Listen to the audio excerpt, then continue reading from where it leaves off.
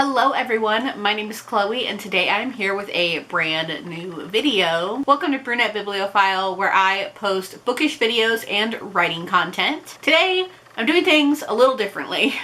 So today is December 25th, it is Christmas, and I am taking advantage of the fact that I have makeup on to start my December wrap-up. Normally I will do my wrap-up and then talk about anything that I am currently reading. Because there are still 6 days in the year and I plan on posting this video on December 31st, I thought I would talk about everything I've read up to this point, and then I will do a separate clip where I talk about things that I finished between now and the video being about to go up. Because I am still reading books currently and fully intend to finish some because I am on vacation right now. So we're gonna go ahead and jump right in and talk about the first 7 books that I completed this month. The first one I'd like to talk about is Well Matched by Jen DeLuca. This was an audiobook that I listened to at the beginning of the month, and it is the 3rd book in the Well Met Renaissance romance trilogy. Actually, it's not a trilogy, there is going to be more books. Well Met was one of my favorite books of this year. That's the first one, and I will talk about that in my favorites video.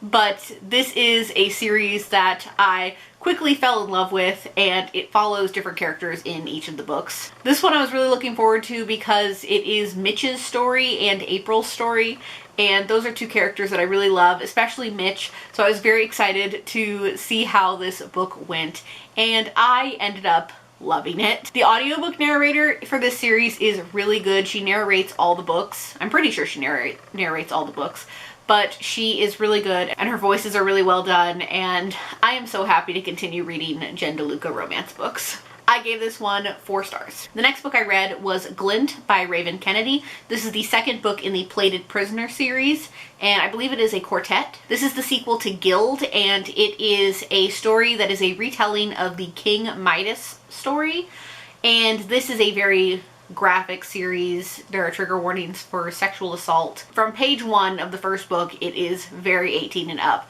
so I just want to make sure that that is well known before I continue to talk about this book. This book picked up right where the first one left off, and I was so intrigued the whole time. There's something about these like dark romances that I'm really starting to enjoy, and there was a big reveal at the end of this book that I can't say or else it'll spoil it. But it was very interesting, and I'm very excited to see where our characters go in the 3rd book. I'm waiting for my library to get the 3rd book, but it is very intriguing. I'm very excited to continue on with the series. I also gave this one 4 stars, and I definitely understand the hype that surrounds this book because this book has been on Bookstagram a lot recently, so I'm very excited to see where the rest of the series goes. Next, I finished up a graphic novel series, and that is Lumberjanes Volume 20, End of Summer. And this is by a bunch of various authors. This is the final volume in the whole series. It has finally come to an end, and I will say that I was a little disappointed in the ending. I felt like it was very abrupt. But it is what it is, and I enjoyed the entirety of this series, and I still have a lot of questions about the setting, but I don't know if I'll ever get any answers to that. Next, I read the BookTube Chicks book club pick for the month of December, and that was Written in the Stars by Alexandra Bellfleur. This is a female-female romance and a fake dating trope. I'm not going to talk too much about this book because I did talk about it a lot in the live show that we did, which I will link in the description below, but I will say that this is not my favorite romance ever. I did enjoy it. It was good. I gave it 4 stars, but really it just wasn't my favorite book that we have read so far this year. I also found out that it is a Pride and Prejudice retelling. I'm not familiar with Pride and Prejudice, so I didn't pick up on that instantly, but my fellow co-hosts Desiree and Kathleen were able to pick up on that, and they were telling me about it. I will let you guys check out the live show, which is linked in the description below, where you can hear more of my thoughts as well as Kathleen and Desiree's thoughts. The next book I read, I feel like some people may be surprised about, and that book was Tiger King, the official tell-all memoir by Joe Exotic. I feel like almost everybody knows that Tiger King took over Netflix last year, and season 2 actually recently came out, but I have not seen it yet. And this is Joe Exotic's memoir that came out in November. I decided to read this for pure entertainment purposes, and I really wanted to hear his side of the whole story. I take everything that is said in this book with a grain of salt, and I give it 4 stars purely for the entertainment factor. It is written exactly as he talks, and honestly, some things that are written about in here are really upsetting and sad. The stories about his childhood and his relationships are probably the truest parts of this book, and if that's the case, then I feel for him, as there are some genuinely sad moments in his life. That being said, anything related to his arrest or his feud with Carol Baskin or anything other than that, I take it all with a grain of salt. And I will say that I was thoroughly entertained while reading this book. And honestly, if Carol Baskin releases a memoir, I will read it just to get the other side of the story. And really, if this book is true, his whole feud isn't really with Carol Baskin. It's more with John Lowe, who ended up buying his park. So, I don't know. Read it for yourself and form your own opinions. But I was entertained. So I gave that 4 stars. Next, I read a short story, and that is Once More Upon a Time by Roshani Chokshi. I still don't know if I say her name right or not. This is a short little 150-page fairy tale that was published as a hardcover this year, and it is a mix of a lot of fairy tales, including the 12 Dancing Princesses, and I believe there's some Snow White elements in there, but there's a lot of different fairy tales combined into this story, and it is about 2 main characters, one of the 12 Dancing Princesses and one of these 3 prince brothers, and the pair go off on an adventure. I was intrigued by the synopsis when I saw that it was on order at my library. I've never read anything by this author before, so I thought I would go ahead and pick it up. And I enjoyed it, and I gave it 4 stars.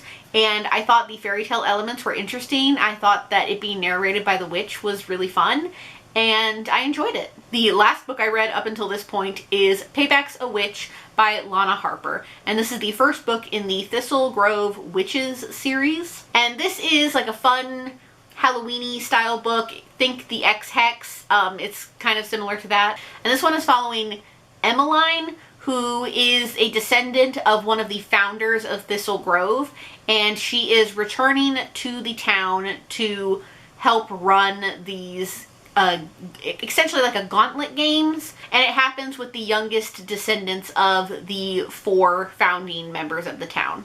Now, I kind of went into this a little blind because I didn't know about that element of the book. When I started it, I really thought it was just a romance like the X-Hex was, and I did find that element interesting, and I enjoyed the romance. But ultimately, I think this book was just okay for me. I listened to the audiobook, and the narrator did an excellent job. I think she was great with voices, and I enjoyed the audiobook aspect, but I think there were some elements of the story that I was just a little confused on, specifically some elements of the magic system. I did really enjoy the ending, though. I thought there was a huge turnaround with some characters that I really liked, and I enjoyed the ending very much. I don't think I'm going to anticipate picking up the next book in the series, but I'm glad that I finally got to read this book and see whether I liked it or not. So that's everything that I've read up to this point, so let's go ahead and see what future Chloe has to say. Hello everyone, today is now December 31st, and hopefully the day you all are watching this video as well. So I did finish one other book this week, but then I also wanted to talk about a second one as well. So the book that I've been working on from the library and finally finished was Kings of Chaos by Ava Ashwood, and this is the first in the Dirty Broken Savages series. I don't know what drew me to picking this up, because this does not seem like something that I would typically go towards, but I have been interested in more of the dark romances lately. This book is definitely an 18 and up read, and it does have trigger warnings for a lot of violence, blood, self-harm, assault, attempted assault. Now, with that being said, I actually ended up reading it fairly quickly, and before I knew it, I was halfway through the book. I'm not really sure where to classify this because there is a whole part of the plot where our main character is seeking revenge for the death of her sister. So I already have the other 2 waiting for me to pick up at the library, and I am intrigued to see where this series goes. And if I didn't say it already, I gave it 4 stars. So those are all of the books that I completed in December, but I do quickly want to talk about one other, and that is William Shakespeare's Avengers by Ian Dosher. If you're familiar with Ian Dosher, he also did the William Shakespeare Star Wars series, he has done Mean Girls, and I believe he's done some other things in the style of Shakespeare's writing. Now this was sent to me by Quirk, so I want to thank Quirk for sending me this finished copy. And I actually sat down to read it the other day, and I only got partway through, and I decided that I just wanted to briefly talk about it. I really love the concept of these books, and I love the Avengers, so I thought this would be really fun. But my brain did not remember how dense it is to read Shakespeare, especially with something like the Avengers where you have so many characters. That being said, I am not going to rate it because I didn't finish it, but I still think this concept is so interesting and I love the idea of it, and I love to see where the author goes next with converting them into Shakespearean, but I just can't read it. I love the idea. I am going to be keeping this book and flipping through it because it does go through the entire Avengers saga. It does Avengers, Age of Ultron, Infinity War, and then Endgame, all in Shakespearean, and I just like flipping through it and seeing the pictures, to be honest. That being said, if this is something for you and you like the Shakespearean language or you're intrigued by it, definitely check this one out. Maybe see if your local library has it, because it is fun to look at and flip through. And if you can handle all the multiple characters with the Shakespearean language, then definitely take a read. And that is everything that I have to talk about on this lovely New Year's Eve, so let's throw it back to past Chloe. And we're back. That is everything that I read during the month of December, the final month of 2021. Look forward in the next few weeks of the new year for all of my New Year's content, including my reading stats for 2021. So that is all I have for my December wrap up today, so thank you all so much for watching. I hope you all enjoyed it. As always, if you like what you see here, please go ahead and click subscribe. I post new videos every week, so click subscribe so you can be updated when I post those. And if you really like my content, consider checking out my Patreon, linked in the description below. Thank you all so much for watching. I hope you all enjoyed it, and I will see you in my next one. Bye! In the darkness, I don't